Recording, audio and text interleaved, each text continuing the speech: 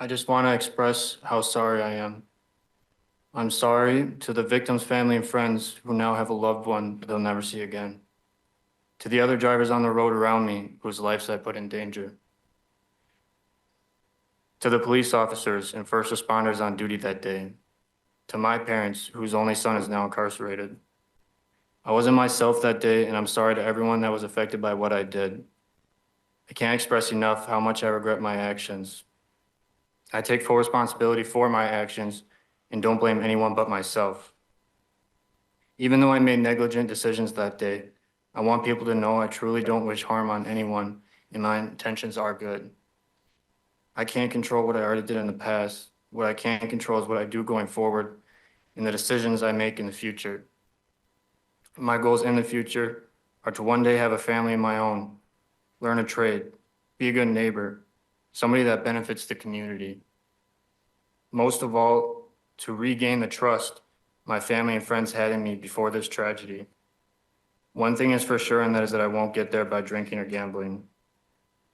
Also, I believe I can use what happened here to educate others on the dangers of drunk driving, not only to yourself, but to the innocent lives around you as well, potentially saving a life or preventing someone else from being in my shoes. I promise never to put anyone else's life in danger again. I can't even imagine how I'd feel if someone came up to me and told me that my mom or dad was just hit and killed by a drunk driver. I'd be absolutely devastated. That's not something I'd wish on anyone. And I just want to reiterate how deeply sorry I am for taking a life. To the husband and anyone else whose life is forever impacted because of it. It's a complete and utter tragedy. Miss Helms died as a result of your behavior. And I want to kind of emphasize something your attorney talked about. No sentence I impose brings her back, and frankly, no sentence that I impose says anything about the value of her life. But what I have to look at is your behavior that day, the facts, how dangerous it was, your character, and the need to protect the public. You know, one of the reasons this case is so ugly and is such a tragedy is because of the impact on your family as well. And you're a very young man sitting here at 24 now, 23 when it happened, no prior record, otherwise successful. A lot of good qualities have been described in the character letters that were submitted and even in the pre-sentence reports. You're described as a hardworking, kind young man. At least one letter, I think it was in the letter, and I think also in the pre-sentence report, maybe your dad had talked about the fact that, you know, maybe you were hanging out with some of the wrong people. And I want to just dispel that right away, because you went to the casino by yourself. You drank there by yourself. Nobody influenced you to do any of that. And frankly, the decision to drink 4 drinks, which you knew were doubles because you ordered them as doubles, was pretty irresponsible. And you were there for what, just over 2 hours. So it's a lot of alcohol, regardless of whether they were poured heavy or it was more than 8 shots, it was still, at a minimum, you knew 8 shots. And one of the things that just didn't make sense about any of that was your whole description about how you were going to spend the day with your girlfriend, because you guys had just celebrated your 4th anniversary, you went to Door County, it wasn't quite as fun as you had hoped, some places were closed, et cetera, and you're going to spend this day together, and yet you left, went to the casino, drank a lot, and then got in a car and drove, frankly, like a reckless maniac, if you really look at it. The description talks about the fact that you're going about 58 miles an hour in a 35-mile-an-hour zone when you hit Miss Helms. And your attorney is right. If you had not been under the influence, you should have seen her, and you should have been able to stop, regardless of whether she stepped off in an uncontrolled area or whatever had been happening. But this poor 73-year-old woman was just brutally hit. And, you know, the description, I saw all of the other attachments, talks about blunt force trauma. She basically flew up onto your hood and windshield and was killed. And it was disturbing to read that people saw this. So some of the other people, I know you mentioned first responders, but the people who saw this, the witnesses, that had to have a huge impact on them and their lives as well, because people don't expect to see that kind of a horrible impact and a woman go flying. One witness said she flew 10 feet in the air before she hit the ground. One of her shoes flew off. Her glasses were located some 90 feet away. So it was quite an impact. When people talked about seeing you driving at a high rate of speed, passing you, one person said you passed him, were traveling really fast, and then he saw you hit the victim, and that you had never attempted to brake, slow down, or stop. And then you just left. You made no effort to stop, no effort at all to see if this person, who you didn't know at that point, I don't even think you knew if it was a man or a woman, you just knew you hit somebody, made no effort to see if she was okay. Well, no one argues that it would have changed anything, but that tells me a lot about your character too, Mr. Scheel.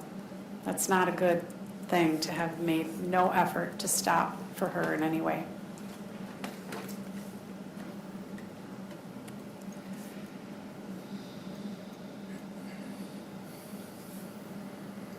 So obviously, a terribly, terribly serious offense with a very high need to protect the public.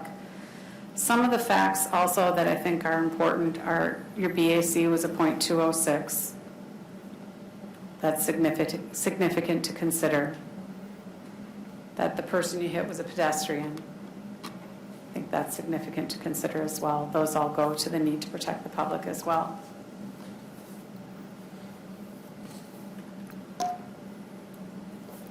I'm not really sure what to make in the pre-sentence reports about any AODA issues, because it's really inconsistent, if you will, some of the information. You reported that you're really a social drinker. You drink about once a week. You did talk about the fact that you had stopped drinking and took this night shift so that you wouldn't be drinking. But then there are other people who talk about the fact that you have, whether it's in the pre-sentence or other people, that maybe you had more of an issue with alcohol or gambling than they knew. I don't know that that's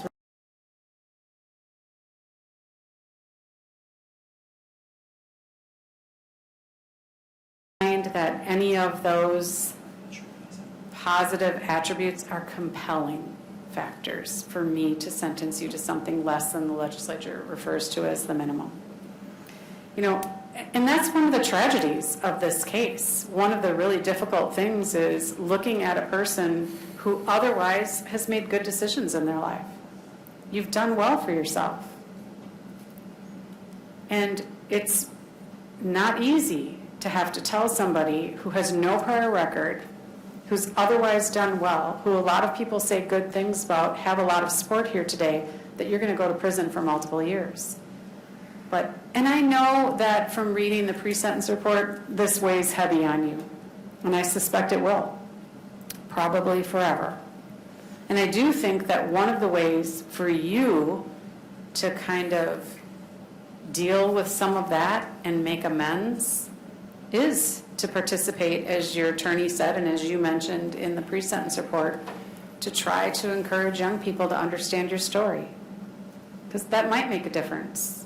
And if it saves one life, that's worth it. Now, you probably can couple up with a lot of high schools. There's programs called Every 15 Minutes. I don't know if you had that in the high school you went to. It's a program where a lot of different entities, sheriff's department, social workers, the courts, all kinds of other people come together, and they actually present at the high school a OWI homicide. And the person who ends up getting arrested, who's supposedly the driver of this vehicle, gets arrested, taken away. It shows the impact to their family. It tells the students what a tragedy can look like in this situation. And it might be perfect for them to hear your story as well, coupled with that. I could imagine that could be very powerful, because it's a very emotional and moving situation, and then the person is brought in for sentencing, sitting in a real courtroom, and a sentence imposed. Again, though, I think that's all part of what you can do to better your situation. It's not a compelling reason for me to impose a sentence that's less than that. I agree with your attorney. I'm not really sure what the legislature means by compelling reason, but I feel like compelling, I would know it if I felt it or saw it or heard it, and I don't feel that in your case, Mr. Scheel. And that's unfortunate, because your situation is difficult, and it's had an impact on a lot of people, not just you, but all, like you said, your family and all of the people who care about you. Now, when I look at all of that, I also don't necessarily think that just because the legislature says that 5 years is what is kind of this mandatory minimum, unless there's compelling reasons to do something otherwise, that that's automatically the sentence. I have to look at all of these factors. I have to figure out, what do I think is the right sentence? And I do keep in mind that no sentence, as I told you, can bring Ms. Helms back, and it doesn't tell me or anyone else anything about the value of her life. But we're talking about a situation where you were driving very recklessly with a .206 VAC, which is relatively high, that you left the scene afterwards and made no effort to see if Ms. Helms was okay. And although there's a lot of things that can be said positively about you, that is very concerning. And sometimes there does, your attorney acknowledged this as well, need to be a punishment component of a sentence.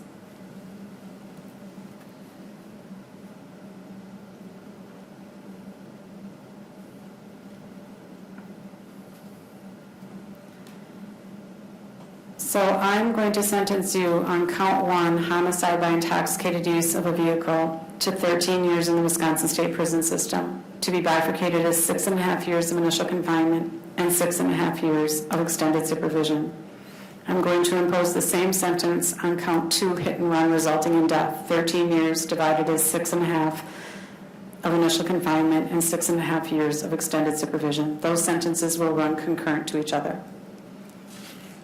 I think that those sentences, although they probably can never be significant enough to a victim when they've lost their loved one, I think it does take into consideration those factors the court has to consider. I think that the lesser sentence than what the state is asking for is warranted because of the positive things about your character. You're a very young man who has every ability to rehabilitate and make a difference in this world going forward. But I think it needs to be a little longer than the 5 years that the legislature imposed as a mandatory minimum, because it is the minimum. And I think this, because of the factors I've already articulated, I think it warrants more than that. As conditions of your extended supervision, I am going to order that you undergo a COMPASS evaluation and follow through with any treatment recommendations that are made as a result of that evaluation. You're to undergo an AODA assessment and follow through with treatment recommendations.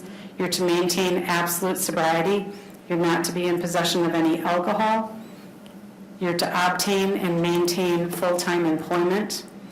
You're ordered to not drive unless you have a valid driver's license and an appropriate ignition interlock device if you're under the conditions of that, because I am ordering you with regard to count 1 that you have an ignition interlock device installed on your vehicle for a period of 5 years.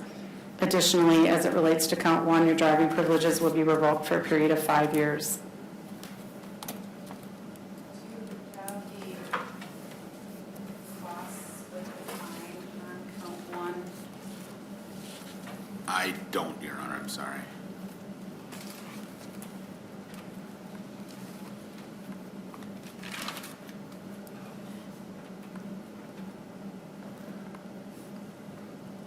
So you're asking for a fine in the amount of $1,500? On count 1 and 500 on count 2.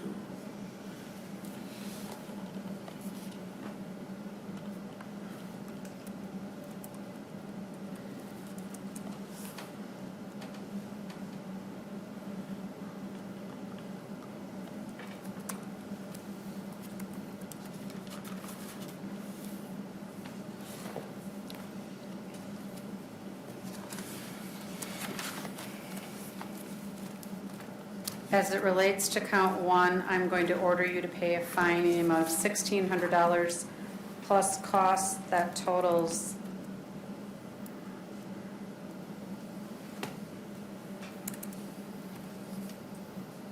$3,105. I believe that's the correct amount. As it relates to count two,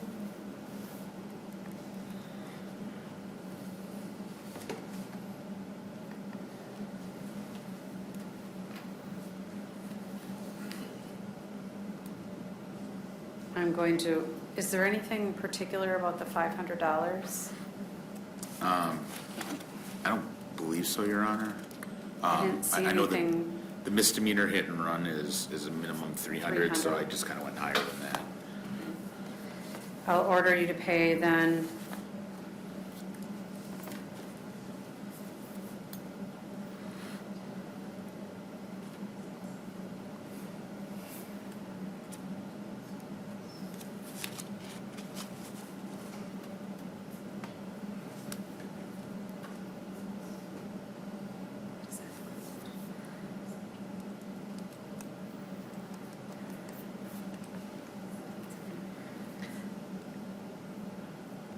as it relates to count two, I order Mr. Scheel to pay a fine in the amount of $500 plus costs that totals $879.50.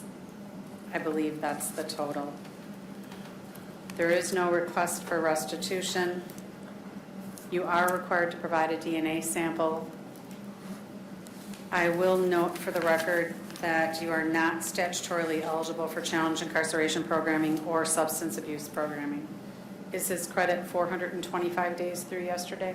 It's 426 through yesterday, Your Honor. Through yesterday? Yes. All right, you'll receive credit for 426 days previously served. To the extent it matters, Judge, on count two, could the court also order, it's a required 5-year revocation of his driver's license, order that and run it concurrent, please? I think DMT will, but No objection to that, Your Honor. All right.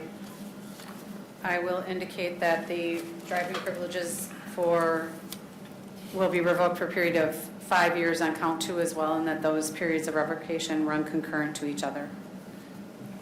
I do need to tell you, Mr. Scheel, that the time you are confined in prison can be extended if you violate any prison regulation or if you refuse or neglect to perform required or assigned duties. If your time in prison is extended under this bad time provision, you could be required to serve up to the total length of your sentence in prison. This is known as the bad time provision. It's set forth in greater detail on this form called Written Explanation of Determinate Sentence. You'll receive a copy of this form and your attorney will go over it with you. I do need to remind you that you've been convicted of a felony. You're not to vote in any election until your civil rights are restored, and you're prohibited from possessing a firearm and ammunition. Do you understand that? Yes, Your Honor. Are there any other issues that remain? Your Honor, I think I neglected to ask for, there's a blood draw fee of $46.50. All right, on count one, reimbursement of the blood draw fee, which is $46.50. That's ordered as well. Thank you. I don't see any other issues, Your Honor. Judge, the fines and costs of those due as part of his supervision then? Well, yes and no. It's very likely that the Department of Corrections may try to collect while he's incarcerated, and they have administrative regulations, and they can do that. I don't have any say over that. So whatever hasn't been collected from him while he's incarcerated will remain to be paid during his period of extended supervision. Anything further? No. Good luck to you, Mr. Scheel. This matter is adjourned. Thank you, Your Honor.